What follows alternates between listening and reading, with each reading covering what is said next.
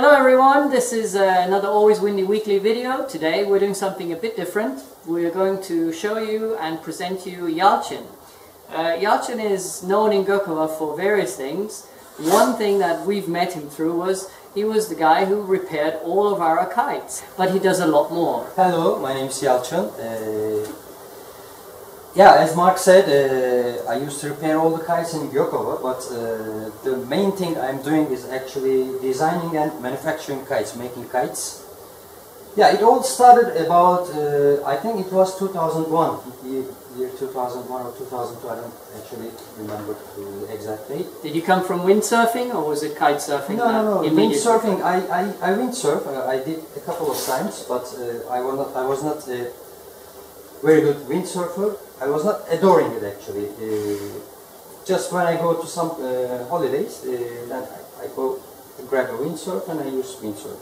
But it was 2002. I used to work for a product development engineer for an automobile company, and I wanted to make a paraglider, which is a small one and a remote control one. That was the first starting point. Then I started to look for prototypes and the designs on the internet, and I come up with a small power kite. And I built one kite, 4 meters square. Then one day I tested it in Kilos in Istanbul. It was like 30 knots. And perfect conditions to try something like that. 30 knots and 4 meter foil kite. It was really great fun for me. And it was the point that I decided to go with the power kite and kite surfing, actually. How did you end up in Gokova then? Because originally you were around Istanbul, I Yes, I was in Istanbul. When kite surfing became popular in Turkey, people, I was also designing the kites, and people came to me with their kites, broken kites, and asked me to repair if I could repair. I said, of course, why can't? And as it becomes popular, more and more kites come to me, and I started making money actually. So that was the point I decided to leave my job and start a business on kite surfing, repair-based kite surfing actually. It was, I did these in Istanbul, and the most kites were coming from Gokova when I was there. And I came here and I saw that Gokova was really a nice place. And the design point actually, when I make a kite, for example, you need to test it, and you need various kinds of winds, all kinds of winds, low winds, high winds, and in Istanbul it was impossible to find that wind. I go to 20 kilometers away to the beach, and I stay there for 5-6 hours, and it was 7 to 6 to 8 knots. And yes, we all know that. Yes, it was nothing. So it takes 2-3 months to find the proper wind for testing the kites. So it was the point that I decided to come to Gokova. You know, in Gokova, actually, for testing your kite, it's a great place. In the morning, 10-11 o'clock, it starts from 0 knots to 5, 6, 7, 8, 9, 10, and at 3 o'clock it peaks up to 18 to 20 knots in summertime, and then it goes. So you have all kinds of wind in just one day.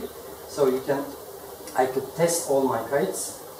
And if you are working on a trick, for example, if you need a lot of wind for that trick, it's also advantage. You start, if it's not enough, you wait for half an hour, then it peaks up, and you just kite in the conditions you want actually. So you're going to show us around your workshop a bit, and maybe we can get a feel for what it takes to build a kite. So let's have a look at your workflow. What exactly happens when you design a kite? What do we see here? Yeah, here's an 8 meter kite actually, which I designed. Yeah, it's a carryover from the last year's design. It's not completely new, but I changed something, especially with the aspect ratio. I made it here, as you see, increase the aspect ratio, and as you see, this program has a surface unrolling module. So all these 3D fabric pieces These are converted in 2D, and here's our leading edge segments. So this allows you then to create a cutting pattern for the actual cloth. These are actually for cutting patterns. You can directly send these to a CNC cutting machine, or you can make plot it on the plotter and make paper patterns to cut the fabric. That's what we are doing actually right now, because we don't have a CNC up to now. And we have a problem with this kite actually. What we have seen is here there is a stalling tendency that we observed on the beach. Here is our connection actually, but we think that this connection is way too much back. Too far back. Too far back, yes. Right. On the kite. So you simply change the reattachments here in the software. Can you then simulate? Here is the connection point, but we would like to move it here up a little bit more and test it with this. Actually, that's what we are doing actually with this kite. This is a prototype. Okay. Show us the prototype. We have an advantage here, as we don't make it in China, we can make the modifications here in our workshop. And as you see, it's in the middle of bay. There's nothing outside, so we can even test it here outside. There is wind, we have clear west wind. So before we go to the beach, we test it here, and if you feel that something is going right, we go into water and test it in the water. These were our connection points. This one didn't work out actually, because it's too far back. And here we are making a couple of more attachment points to both sides. Test attaching the last rider, which I think this is very important, the most important attachment on the performance of the kite. And today, actually, we are trying to test this and one in the middle, all around us, and see what's happening. And the kites themselves obviously come in, depending on the cloth you're using, different colors. But we've seen quite a few very, very special looking custom kites, obviously carrying the Toro logo of your kites, but also custom prints. How do you do that? Yeah, people,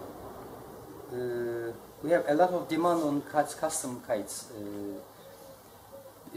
People realize that it's a good advertisement material and ask me to make their company's logos on the kites. So I have a lot of orders on that actually. Before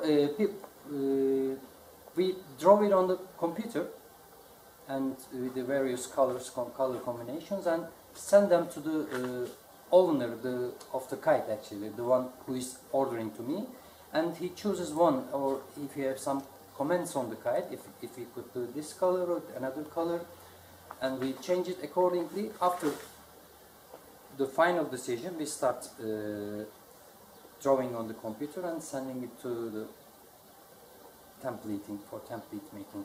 How did you come up with your company name and the logo? Toros. It all started when I moved here actually, when I first come here. You remember, you know the mountains surrounding the bay? Yes. It's the Toros Mountains, the end of Toros Mountains. Starts from the middle Turkey till the west. So I was inspired with these mountains actually. Our first logo was in the shape of mountains, 3 lines, but people thinks that it was like an Adidas logo.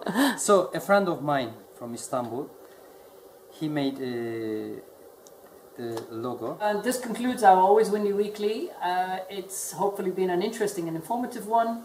I have the pleasure to test ride Yalcin's kite from time to time and give my input on any kind of recent modifications. Check out Yalcin, and if you have trouble finding him, you can always contact us directly at Alwayswindy or come to our kite surf station and we'll introduce you to him. Thank you for everything. See you next week. Bye. Bye.